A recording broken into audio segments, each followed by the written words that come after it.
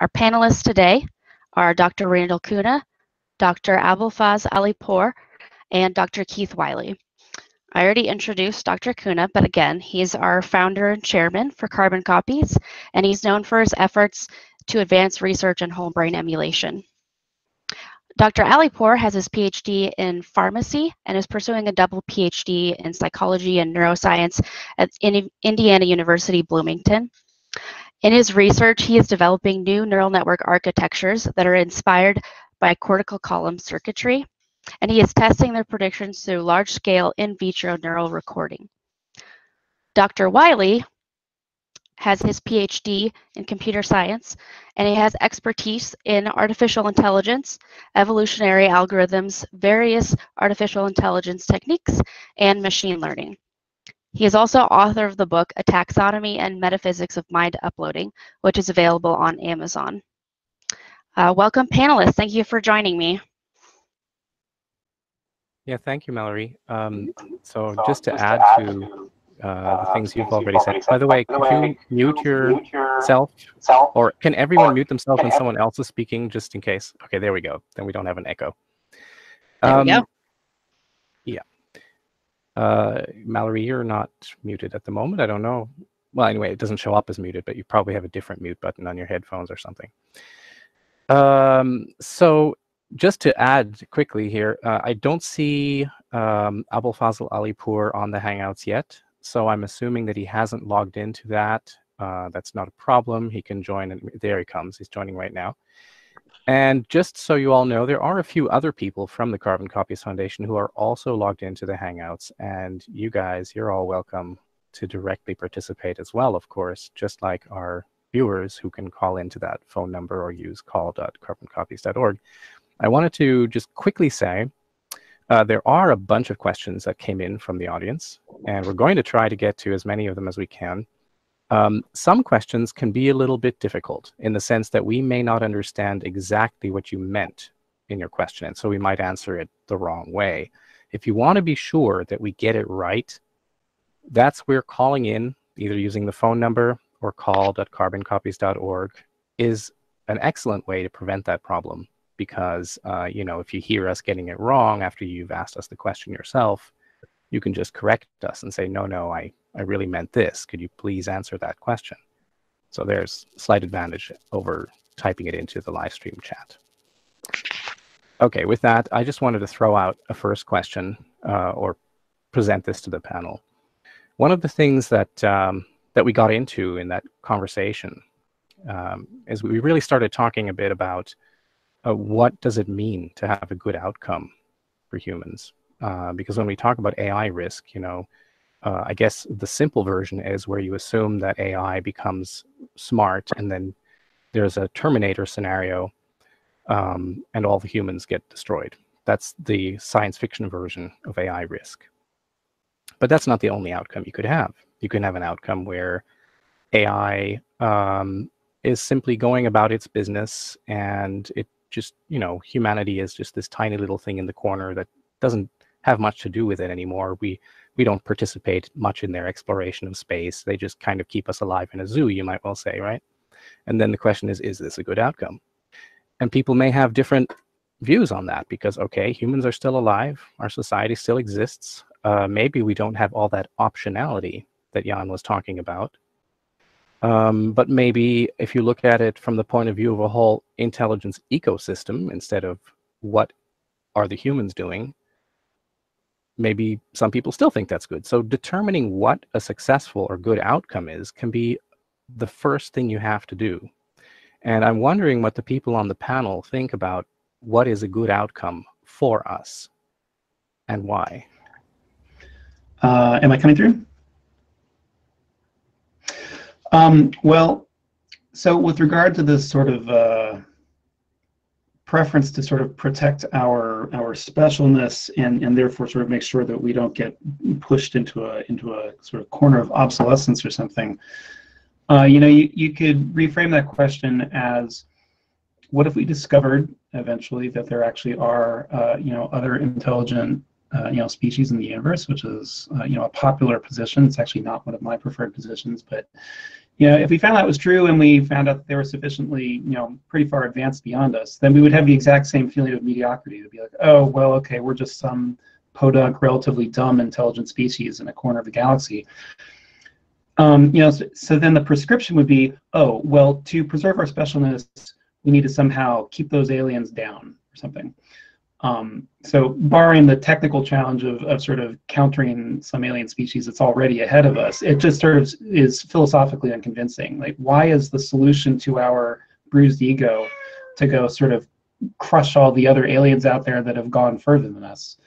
So then if you rephrase that, then it's like, okay, so now do we have a good motivation to try to prevent AI or sort of enhanced versions of humanity from coming into being? Does that rationale really make any sense when you look at it the way that I just phrased it?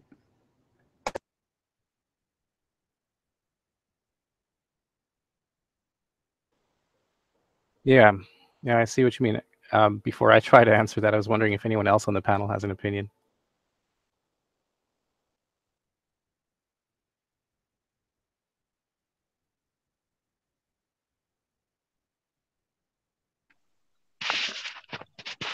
No specific opinion on this particular topic.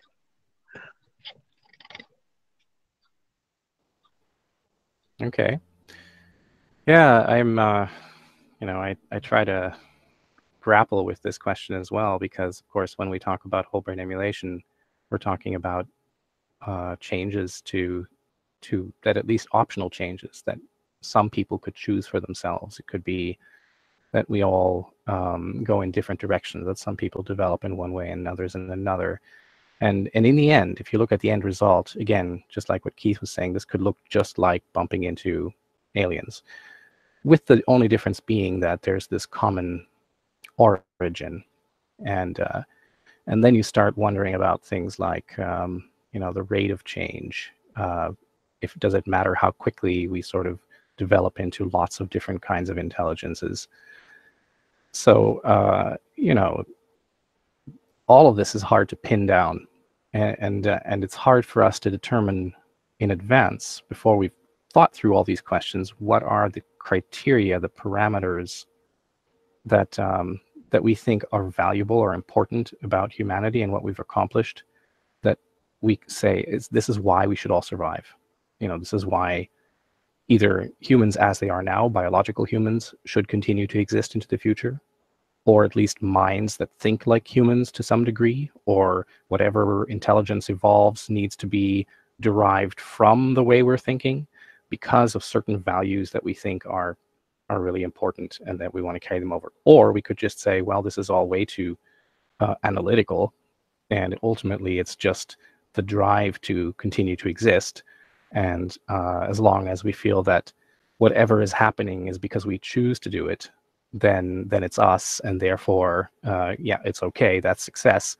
And if whatever's happening to us is not something we've chosen, then it's not success. But as you'll see later when I talk to Anders Sandberg, that isn't quite as simple either. That this, when are you in control? Anyway, so that was that question. Does anyone else have a question from the panel about Jan's conversation before I bring up another one, or before we go to an audience question?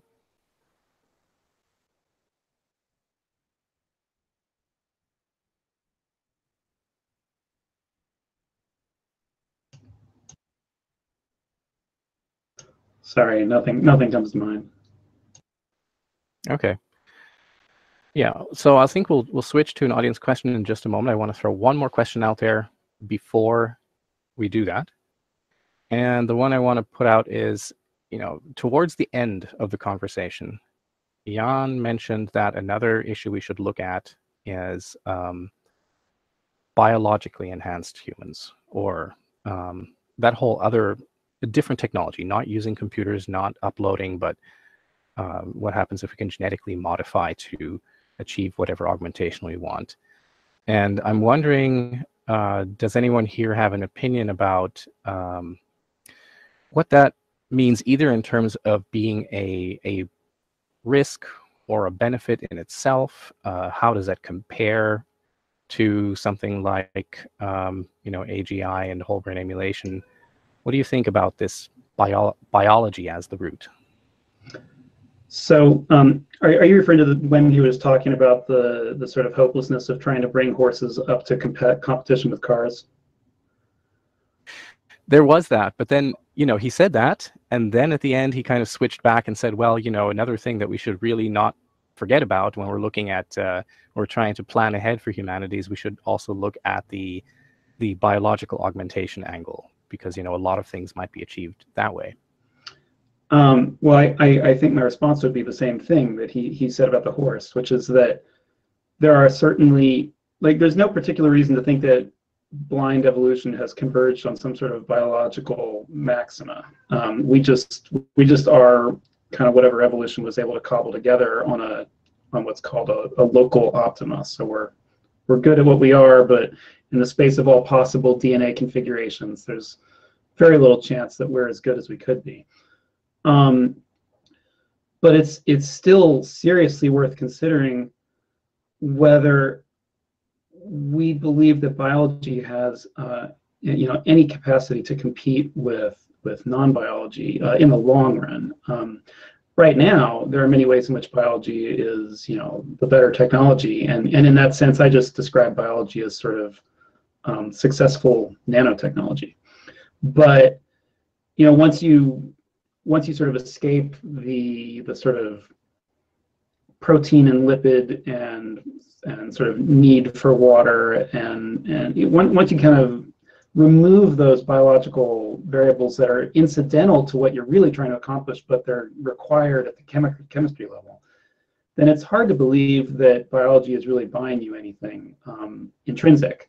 Biology is just how we do it. It's how nature does it. It's how evolution does it. But there's no reason to think that it's really competitive, and we have all sorts of evidence that points that way. So our relatively simplistic 20th century computers, on certain metrics, just outperform biology in ways that are really there's no conversation to have about it.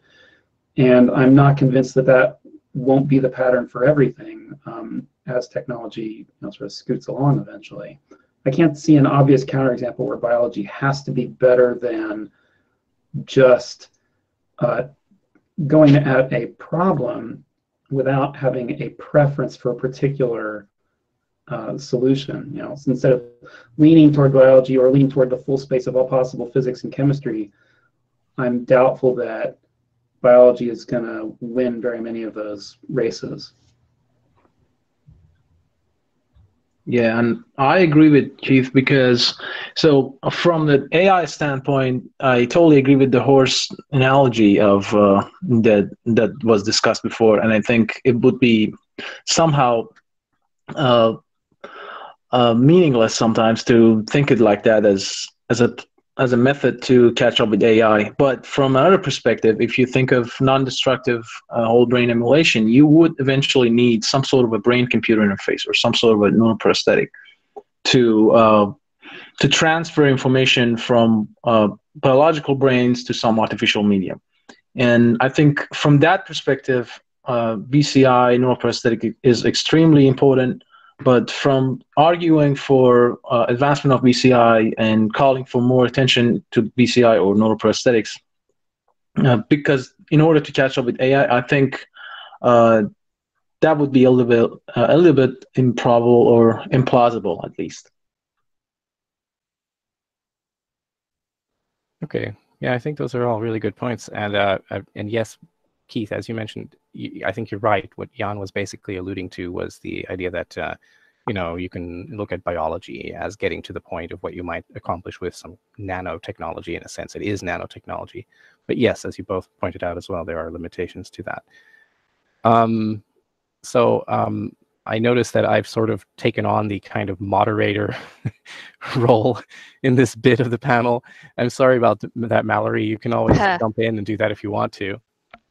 All right. Are we going to be moving to audience questions now? Okay. So the first audience question that we're going to ask is from Leslie Seymour. He asks, Skype moved voice and multimedia communication from conventional POTS to open protocol, scalable internet with firewalls and similar security architecture constructs. Do you see any similar changes, at least at the metaphoric level, when the internet payload content reaches the wet brain directly? Could somebody maybe rephrase that question, or can answer to that, or has knowledge pertaining to that question?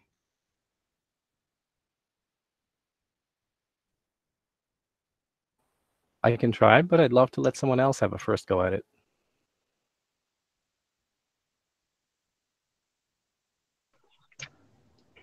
I'm still thinking, and I spoke first last time. You go.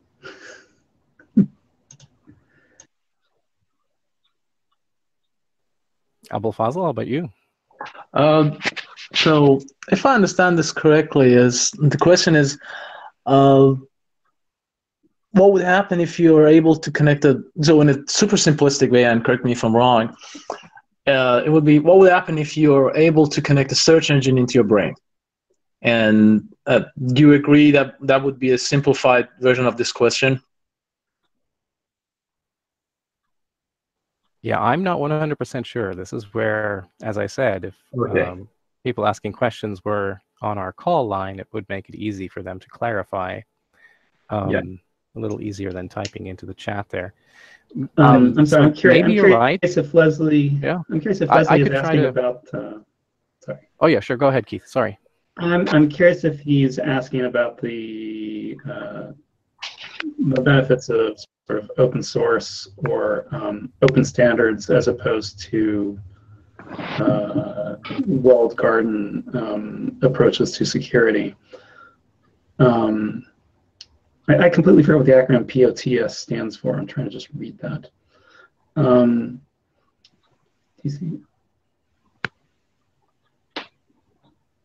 At any rate, I certainly think that there is, in most cases, security is better served by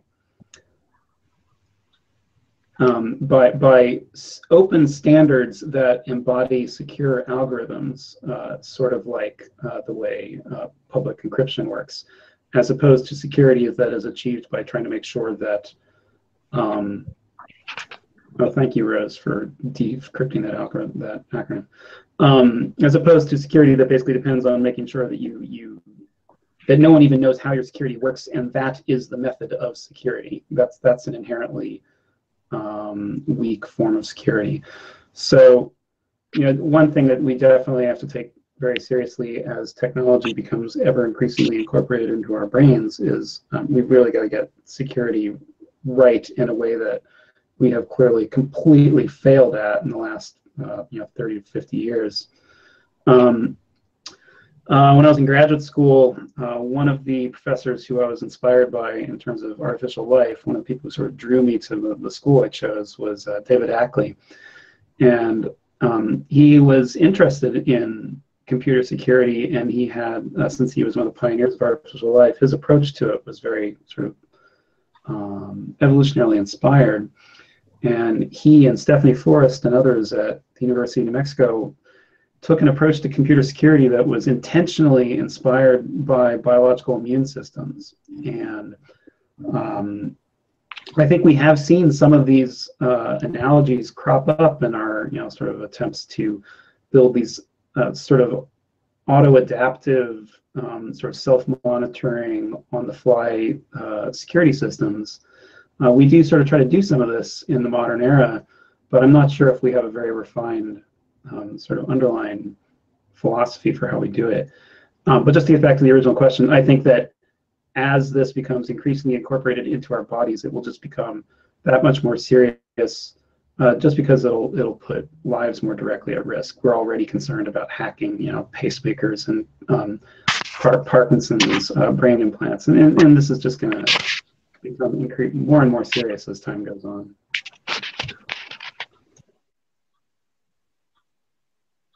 And just to add to that, so imagining that the question was, what would happen if you have brain implants, and what would you do to secure the communication in these brain implants? So I was actually, when you talk to people about brain implants, one of the common concerns is that how would you secure that brain implant? How would you make sure that someone cannot upload some virus or some bad software into my brain implant, or someone could basically hijack my brain implants? And I think possible approaches to this challenge might be to use, so one possible idea would be to use some sort of a distributed ledger technology that is currently developing for Internet of Things devices, and one other approach would be to use quantum switch. But the way I think about it, I think at the moment, one possible viable option to secure communication in brain implants would be to use some sort of a distributed ledger technology. That's what I think about it. Okay. It looks like the person who asked the question, Leslie Seymour, is actually trying to call in at this time. So maybe he's going to be able to clarify his question in person, which would be very useful. Yeah. I'm not sure he's ready yet, but we'll see in just a moment. So a simplified model would be that we have a brain implant or something, some neuro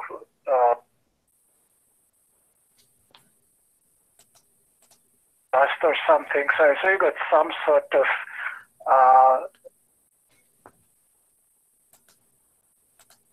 the infrastructure, and so the question is, there are two questions. One is how to protect it from direct interference, just like when you have a cell phone, right? You make sure that no one is listening, no one can inject any information as the wireless signal goes up. Now in this case, it's not a wireless, maybe a wireless signal, but the signal is basically translated from neural signals, internal neural signals.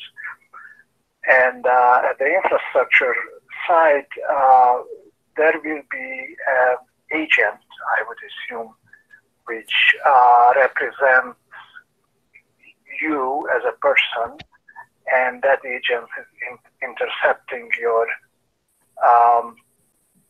brain to infrastructure communication. So that brings up basically two major questions. One is how to protect the pipe between your brain and the agent, and in the cloud or whatever they are going to have at that time. And the other question is how the agents of different people communicate to one another. So what would be, so it seems to me that just following the paradigm that the telecommunication industry is following, all of these protocols are standardized, or I would expect that when it becomes reality, there will be a standardization effort. And really how secure your brain will be, it's basically will depend on the quality of the protocol and the firewalls in between those agents. And if there are any central servers where all the agents are talking to, how that central server is protected, or something equivalent, some blockchain or something that's going to replace the central server. So basically the question was kind of poking other people's ideas that what kind of systems architecture arrangements with some vision. I didn't see any of these issues being addressed, not even in a list of questions level, in the futuristic communities that investigate the merger of AI and web brains. So basically that was the intention. If anyone has any kind of vision that what would be the roadmap and how the whole architecture would be regulated by the industry, similarly to all the telecommunications standard bodies that operate today with a conventional and IP-based communication. Okay. So Leslie, I hope you can hear me as I'm responding. I don't know how the sound is going back with Alan's trick, if you hear it straight through. How much of it was transmitted and understood? You came through fine on my end anyway. Some people are saying that they heard a lot of echo, but I didn't hear that. So maybe this is... Hello? Hello? I'm hearing you fine. Can you hear me? Hello? I think that Leslie, I don't know how the sound goes back to the Uber conference, Alan, if that's he should be able to hear you directly, so we can talk to him, and you can. So you don't need to. He doesn't need to turn on the live stream or something to be able to hear me, right? No, he should be able to hear you. So I don't know why not, but it came through well. So if you want to ask a question. In any case, I will try to address the question. So you're right, Leslie, that the question of safety for the communication protocol when you build a BCI, or the safety of a whole brain emulation in an ecosystem of AI, that problem was not addressed clearly, at least so far in this workshop. And it also, to my knowledge, hasn't been addressed very clearly or explicitly by most of the talking points or the writing that's come out of the AI safety community. And I think that's partly because they sort of constrain themselves to the problem of what to do about the intelligence of the AI and the possible dangerous runaway scenarios of that. Whereas this other problem, you can kind of set that aside and say, well, this is a problem for the encryption community, because this is all about data paths and encrypting that and about not letting people hack your brain. It's easy to dismiss it, and I don't think it should be dismissed because it's clearly not simple. All of our systems today are pretty, hackable. Hardly any of them are foolproof. So I can only say that, in my own background, I did some encryption stuff because, information theory, you learn about that sort of thing to some degree. And back then, the professors were all saying, well, even though our systems are not foolproof today, in theory, you could make them all pretty unhackable. And now add on top of that blockchain, which didn't exist back then, maybe that would make it even better. I'm not sure, because at this point, I'm no longer, I couldn't call myself an expert in that area.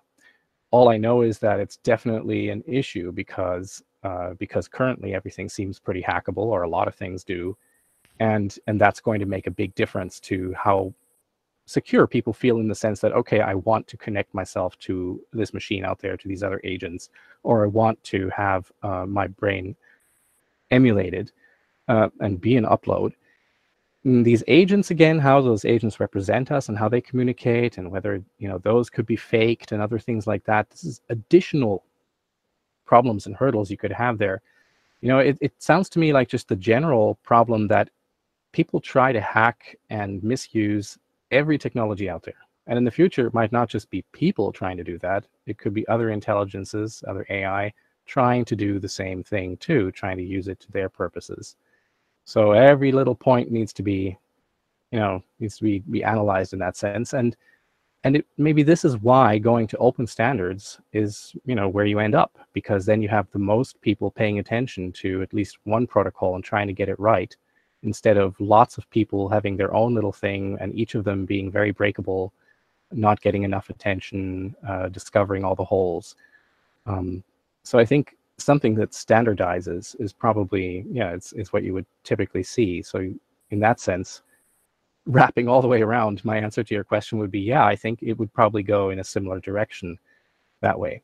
I don't know if this answers your question, because it is a complicated question. It's not really in my domain. But that was my attempt. If anyone else wants to make an attempt, please go ahead.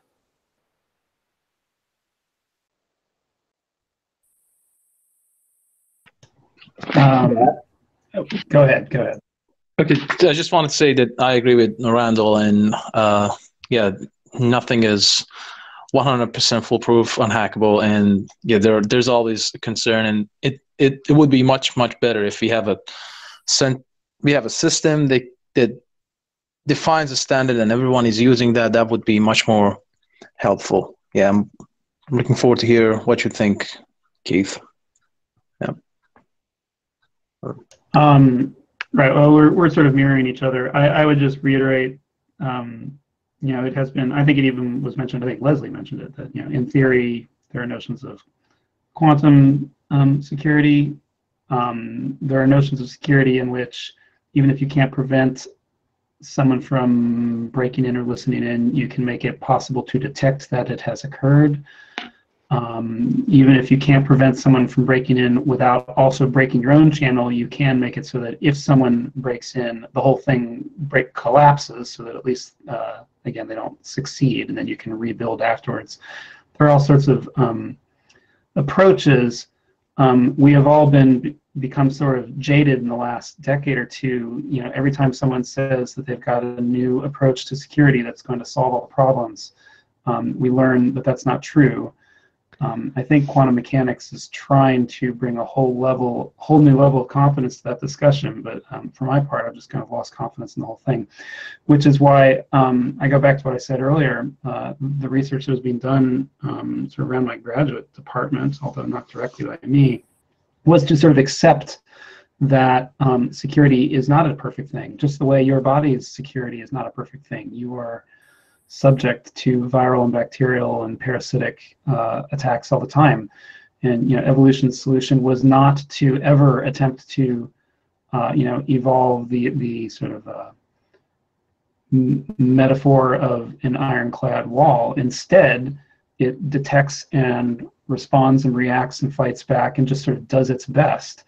And the truth is, it doesn't always work. Things that attack biology sometimes get through and kill you in various ways, but that is what the system attempts to do. It just attempts to detect, adapt, and fight. And I think that ultimately the right approach to security is to be adaptive. And we're just going to have to make our computers, and especially our computer bio interfaces and everything like that, we're going to have to abandon this idea of a mathematically perfect system. And that'll be very hard for society in general to come to terms with, because we need our bank accounts to be, not some sort of computer version of.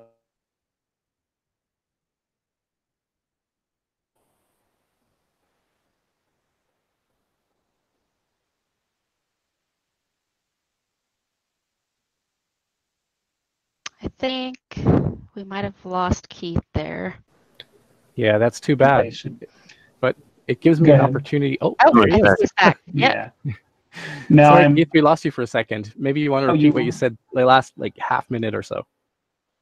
Oh, well, I was wandering around aimlessly anyway. But yeah, I was just wrapping up that we really do have to accept the idea of these computerized immune systems that detect, adapt, and fight, and sometimes lose, but that the war wages on even if the occasional battle is lost, and that is our overarching philosophy to computer security. And I don't think we're there yet. I don't think our society is ready for that. I was saying I don't. Yeah, I want to quickly latch onto that. Entities is going to allow us to do that. So first of all, I wanted to say, Keith, that answer was probably the most lucid answer of the lot, and thank you very much for saying all this. I wanted to latch onto it because when you mentioned, you have to come to terms with the fact that nothing is going to be a perfect solution for security, and you sort of have to learn to live with that, but society may not be ready for it. Suddenly, on a meta level, I'm seeing this as something we may encounter with the whole AI security or AI safety issue, which is that the attempt to analytically figure out AI safety, which is really what the FHI, the FLI, MIRI, and others are trying to do, is an analytic approach to how do we accomplish AI safety. it may be that ultimately we'll discover that it's always going to be the same thing as this immune system approach, where there is no perfect solution. It doesn't constantly work.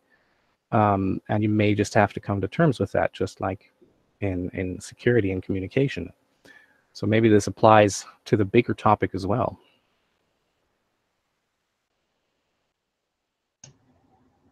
Okay, I think that kind of concludes the answers for that questions, unless there was anyone that wanted to add anything else on our panel.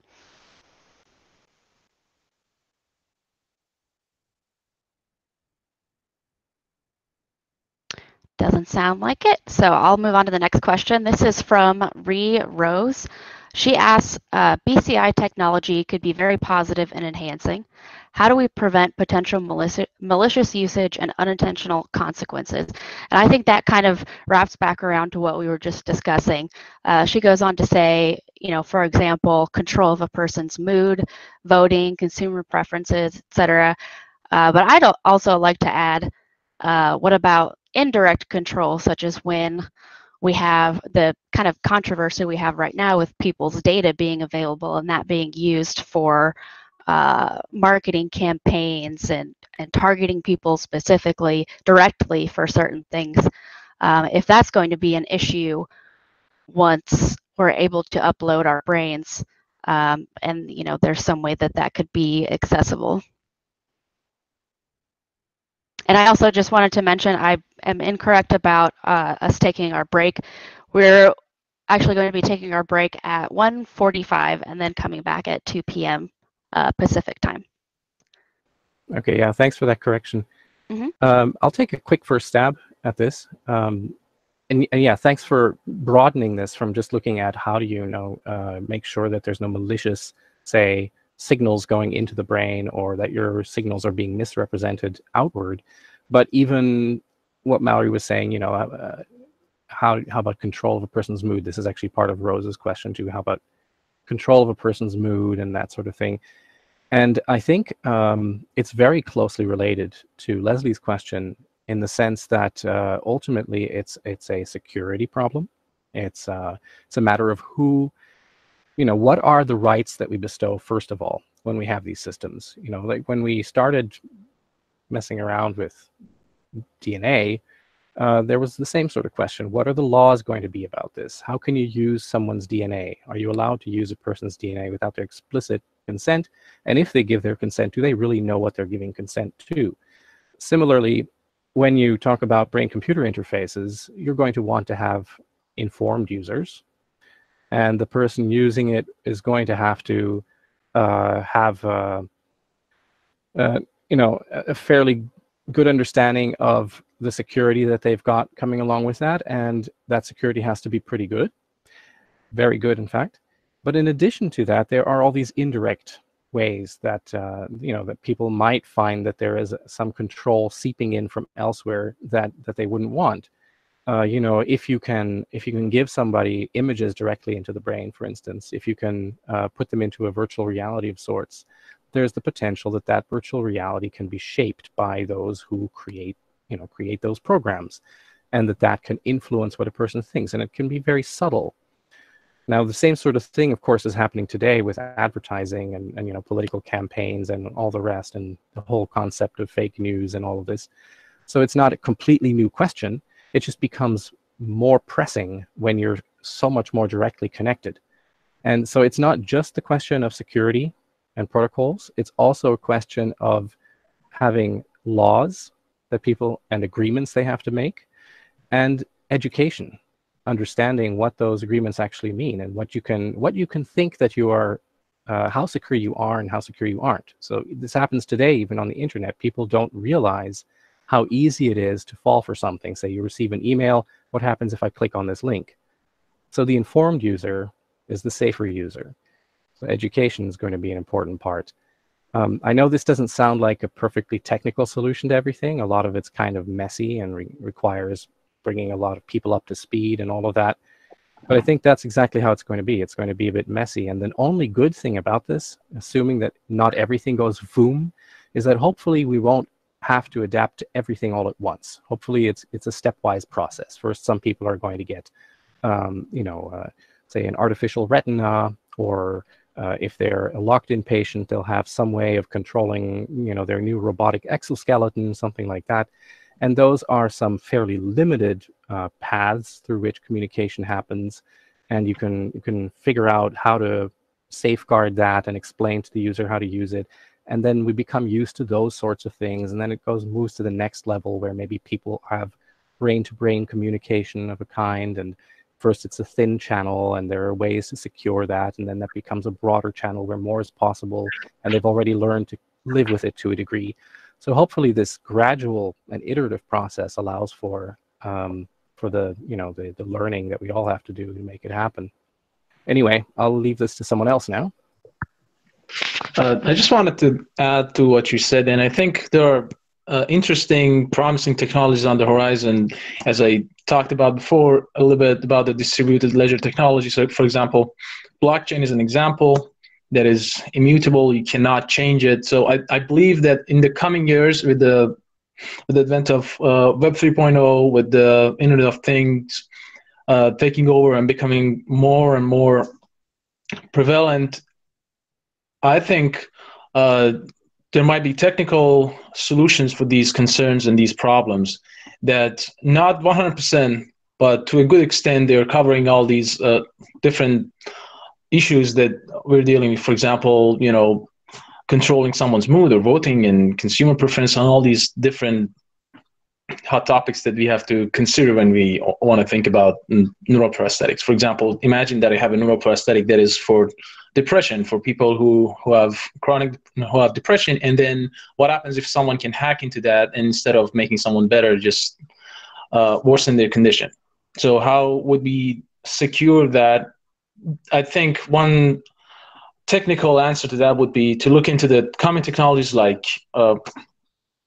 something like Hashgraph or IOTA's Tangle technology, the DAC technology that is coming. And I think that might provide interesting solutions to deal with these problems. Yeah. That's, I totally agree that there are probably a lot of new solutions coming down the pipeline, but I'd like to caution that, just because something seems hot right now, since it hasn't been used much yet, we don't really know what all of its holes are, and some of them can be insidious. So take, for example, what you just said about, the person who's receiving treatment for depression. Mm-hmm. Now, let's assume that there are 20 million people in the world who are receiving the same treatment, and there's a company that's providing this. Now, the company, therefore, has probably got some data about how often each of these people are receiving their treatment. And the user may have signed an agreement where they said that the company is allowed to use this data to improve their services or something like that. And they interpret that to mean that they can use that to improve services to these people, but not just for their treatment, but also to sell it to advertisers to send them stuff that's good for people with depression. So again, you've created a loophole here where, some unexpected things might start to happen. You might suddenly notice that all of the, advertisements that are popping up for you, they're all based around depression, but they might even be subtle advertisements where they're not directly about depression. They're just advertising things that typically appeal to someone who happens to be going through depression at certain times of the day. And strange stuff like that. So it can be very hard to locate all of the problems in advance. That's where I think the analytical approach fails, and it has to be this iterative learning approach for how do we really safeguard what we're going through right now. Yes, that's correct. I totally agree with that.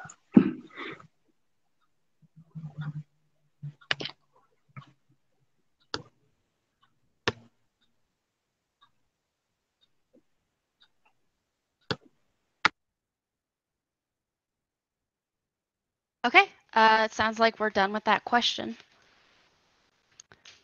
The next question that I have is from Alexei Potapov. I don't think I'm pronouncing that correctly, but he asks, why are we so concerned about AI threats while staying in the body is 100% fatal? Should we better discuss whole brain emulation in a context of mind uploading or evidence-based cryonics? And I think maybe what he's asking is, why are we so concerned with artificial intelligence safety when there are still issues to be solved with mortality I'm not sure if I'm interpreting that correctly or not. Well, hopefully we're interpreting it correctly, but Yeah. he could of course call in to call.carboncopies.org if he wants to Or elucidate further. if you'd like to clarify on the YouTube channel, we can also look at that. So, yeah. I mean, there's one obvious way in which the question of AI threats is relevant, even though biology is sort of the guaranteed death we're all sort of thinking about solving, although it's not necessarily my primary motive in mind uploading. But the obvious response is that you know, people, how do I phrase it? Everyone's concerned that AI might end not only your life but end humanity. So if it's a choice between letting humanity continue to hobble along for a few more centuries while we slowly figure this out, and accidentally, you know, creating some existential, you know, sort of, you know, a limited event, then clearly the choice would be, okay, let's not go straight at AI now, even though it's tempting. Let's just, you know, keep hobbling along with our 100-year lifespans or 60-year lifespans or whatever, and let our technology get to the point where we can do AI without wiping humanity out. I think that's the obvious sort of go-to response there.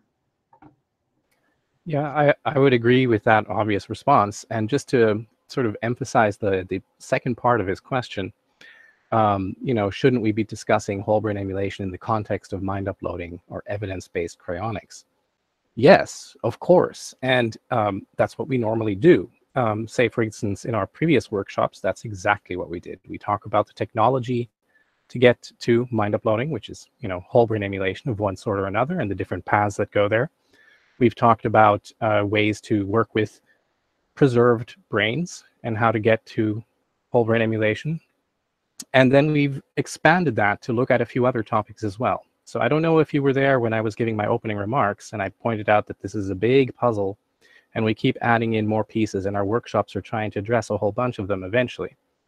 So now we're trying to address this overlap area where AI safety and whole brain emulation may interact. And that's an acknowledgement of the fact that, yes, we personally may be, you know, we may really care about whole brain emulation as a technology, either because we think it's super important for individual people, or we think it's super important for, you know, humanity as a whole. But we have to acknowledge that you're not working in a vacuum. If we create whole brain emulation, if we're doing the research towards whole brain emulation, the things that happen because we're doing that work may interact with the other things that are happening around us, say in the world of AI development and where that goes. And that altogether can have an effect on where we all end up. So the outcome isn't just dependent on our thinking about mind uploading and cryonics. So I think that's why we're trying to, you know, find these corner situations, these tangential things, these places where domains overlap, and to think about that as well. And from another perspective, I think it's still important to think about AI threats. So let's, in an imaginary scenario, let's imagine that we have the first whole brain emulation, and that one becomes an AI threat by itself, and it takes over, and it makes it impossible for everyone else to perform the whole brain emulation. And so it wipes out the entire humanity, and that would be the only thing that exists on the planet. So I think still it's really important to consider AI threats, especially when it comes to whole brain emulation. What happens, and I think this is one of the 4 topics of this workshop as well, that whole brain emulation itself would be a runaway AI. And I think from that perspective, it is really important to consider this AI threat topic in whole brain emulation. Yeah.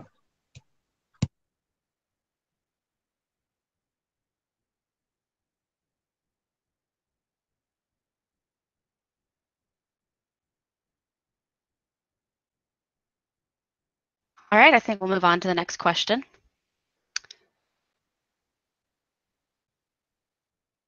So let's see.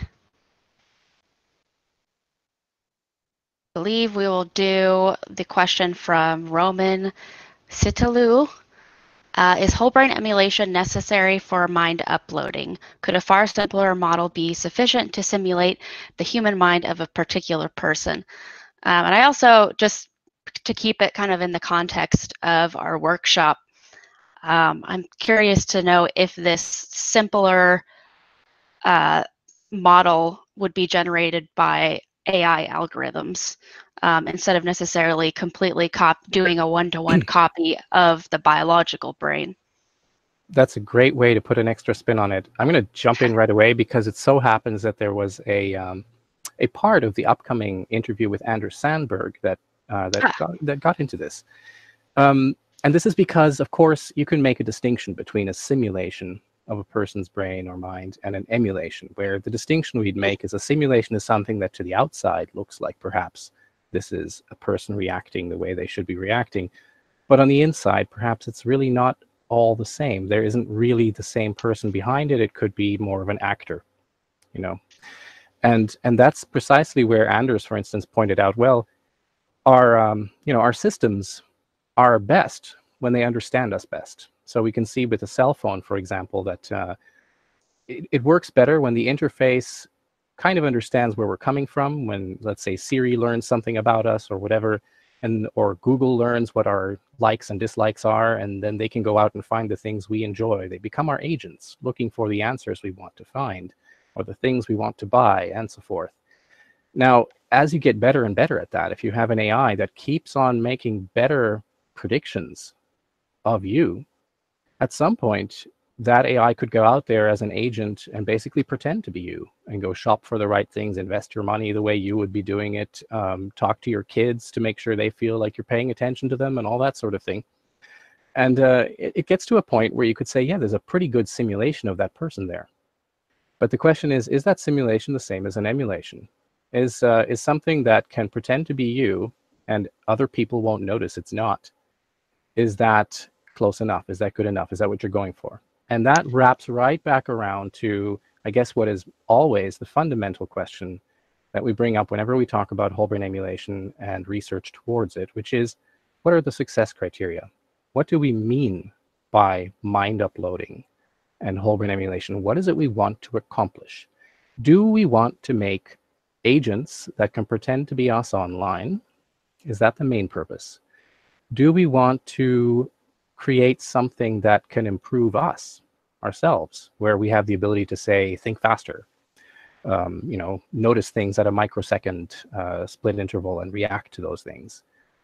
Do we want to be able to live longer ourselves by being, able to emulate our brains and run as a mind upload in another body, have an artificial brain, as it were, whether you decide to do this by replacing bits one at a time or do a scan the whole preserved brain, or which approach you want to use.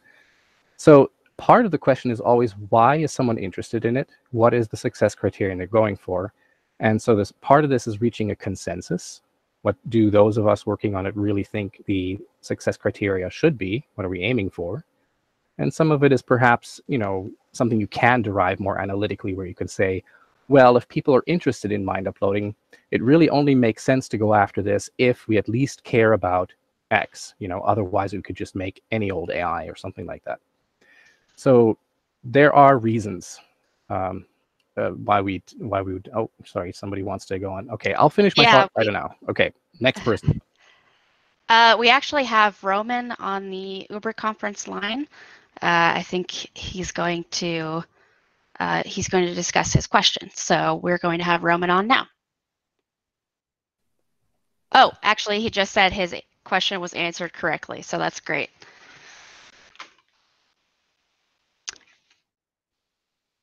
Is there anyone else that was wanting to add any thoughts to that question?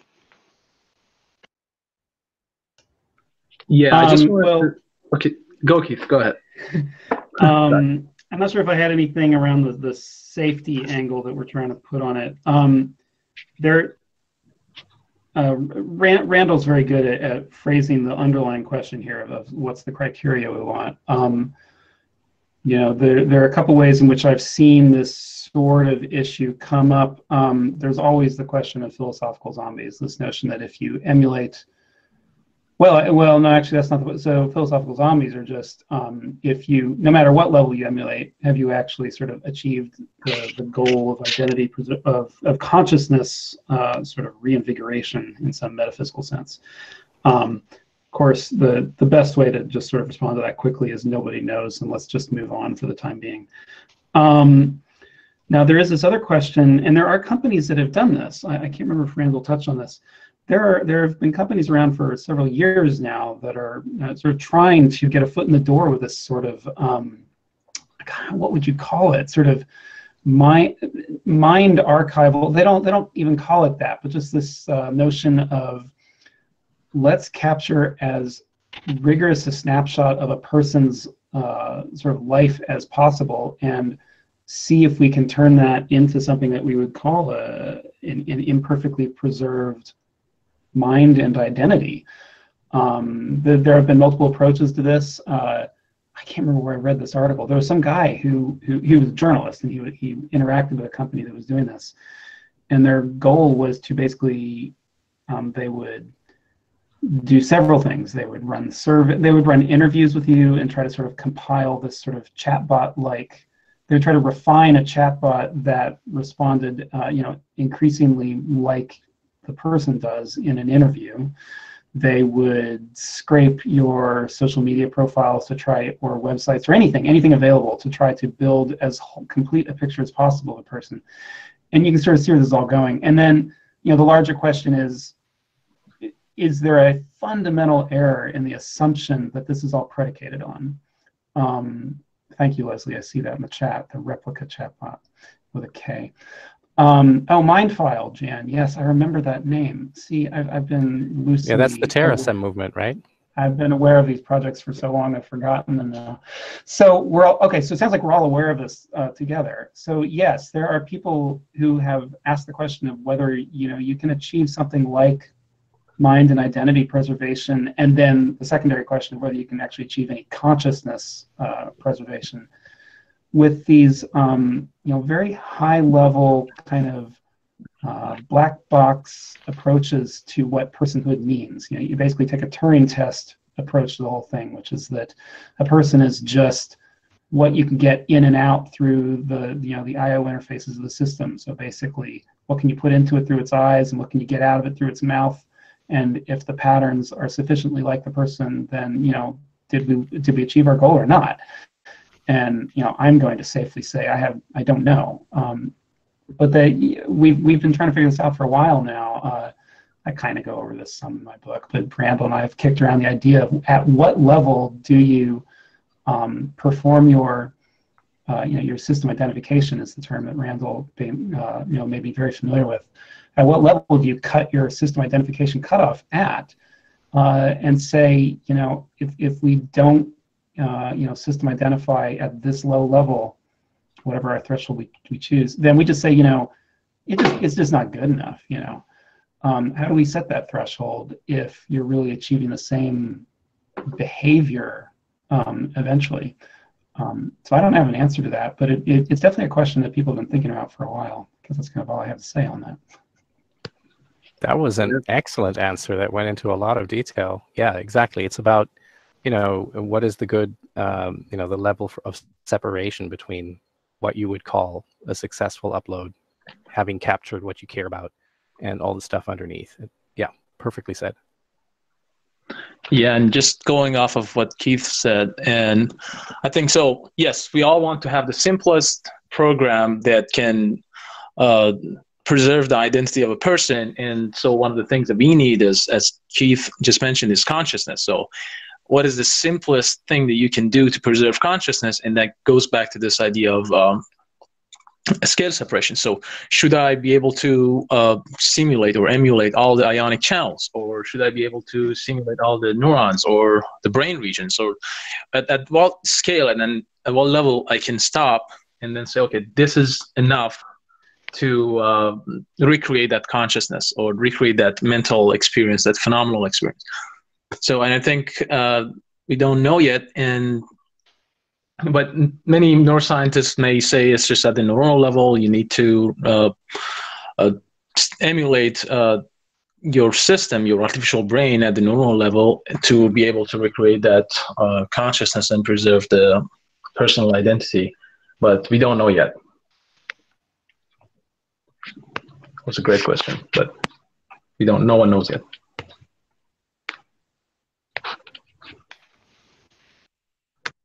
All right. Is there anyone that wants to add anything else to that question? I don't think so. So our next question comes from Vitaly. I believe this is actually a question that we've kind of addressed before in previous workshops. He asks, how detailed is the emulation of electrochemical processes you intend to use? Subthreshold dendritic potentials, are they taken into account? Are features of spines taken into account? What approaches are used to emulate chemical synapses and neurotransmitters? And one thing that I'd kind of like to add to that, will we use, as we experiment with whole brain emulation and with going down to different levels of detail, as Vitaly asks in his question, are the insights that we gain from that information going to help with developing artificial intelligence?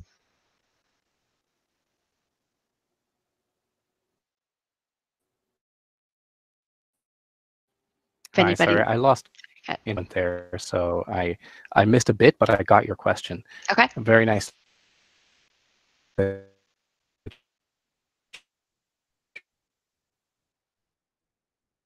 Towards AI. The way I get to this next part where the panel discussion. I think you're having some connection issues, Randall. Time is sort of, we should people who are joining now because they want to see that. Me? Yeah, okay. Randall, I'm not sure if it's you, but try again, Randall. It's me. Because I lost Connector. Randall, while you're figuring that out, could you mute yourself and maybe we'll have Abulfaz or Keith try to answer that question? Let's see. I was definitely thinking Randall was the guy for it. Let's see. So the question is, at what neural level do we want to attempt these brain emulations? And of course, no one has decided yet. One of the most popular answers to that question, one that I personally favor, is to take that sort of input-output function I was describing earlier at the action potential level of neurons, which is to say that when you ask about dendritic spines and such in your question, I am, with reservation, actually writing off that requirement. I'm proposing that maybe the better level is the one at which you build a system that can propagate signals through a network in a pattern that is similar to the way that a brain propagates action potentials through a neuron connected network. So whether or not the synapses actually have the exact same properties would be irrelevant, so long as the action potentials do actually get through in a statistically similar fashion. That's not to say that that's the right level. It's just one of the more popular levels to go to. I actually personally believe that can't possibly be the level we have to go to, because when people lose neurons from a variety of medical maladies, at least at a low level, it seems to have very little effect on our health and our personality. You can lose a couple of neurons here and there and it doesn't make any difference. I personally suspect that something along the lines of cortical columns or other conglomerations of neurons, that we would have to decide what our grouping criteria is, but some sort of unit of groups of neurons that performs a function, and this might be as large as thousands of neurons, like cortical columns, is probably sort of the Lego brick we're looking for in all of this. But again, I don't really put a flag in the sand very deeply on any of this. We don't know. There are, of course, I'll let somebody else speak in a second, but just to quickly there are definitely people who propose much lower levels. Hammeroff and Penrose are well known for proposing, the microtubule structures inside of neurons, as a critical component of, well, certainly of consciousness, and then of course, presumably of identity preservation and everything else we're trying to get at. People have taken this as an interpretation that they're against technologies like mind uploading and such, and I believe that they've been cornered in the occasional interview on this and have actually said, no. We're okay with it all, but you do have to take into account, this quantum mechanical requirement that we, Penrose and Hammeroff, are stipulating. So many of us are not actually on board with that requirement, but it just says the same thing. It says, okay, well, there is this level of perfection, sort of inside of atoms that you've got to replicate, or else we're gonna, not say that the process has been successful.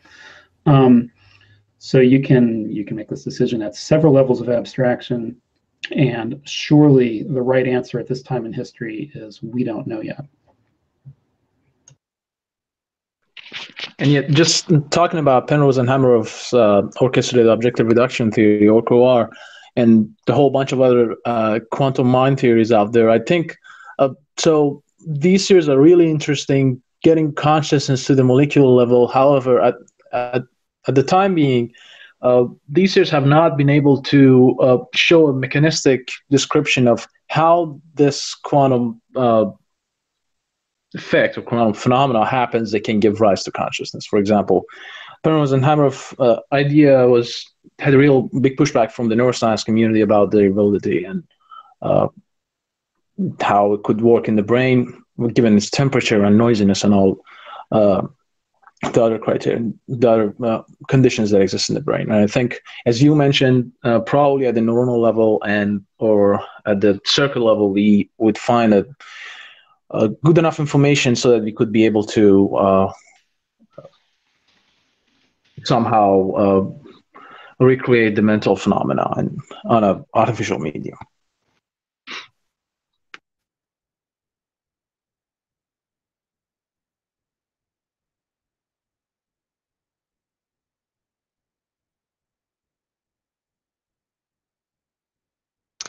Okay, since we did say we are going to do Anders' interview at 1:30 Pacific, we're going to go ahead and skip our break and end the panel for now, but we will address any further questions from the audience members in Q&A sections later.